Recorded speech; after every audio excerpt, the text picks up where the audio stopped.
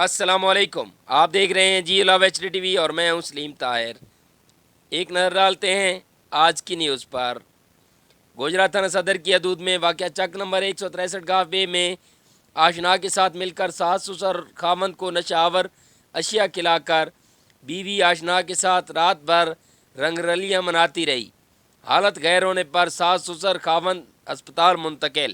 مزید تفصیلات میاں زین العابدین کی اس رپورٹ میں۔ گوجرا جی بالکل، تھانہ صدر کی حدود میں واقع چک نمبر 163 گاہ میں 1.5 ماہ قبل سدرا نورین نامی خاتون 3 بچوں کی ماں نے اپنے آشنا آمر کے ساتھ مل کر ساس سسر اور خامد کو نشہ آور جوس پلا کر آشنا آمر نامی نوجوان کے ساتھ رنگ رلیاں مناتی رہی، جبکہ 24 گھنٹے نشہ کی حالت میں رہنے کے بعد علاقہ مکینوں نے متاثرہ افراد کو فوری تحصیل ہیڈ کوارٹر ہسپتال منتقل کیا۔ طبی امداد کے بعد ہسپتال سے ڈسچارج کر دیا گیا۔ متاثرہ خاندان نے میڈیا سے گفتگو کرتے ہوئے کہا کہ ہمارے ساتھ بہت بڑا ظلم ہوا ہے۔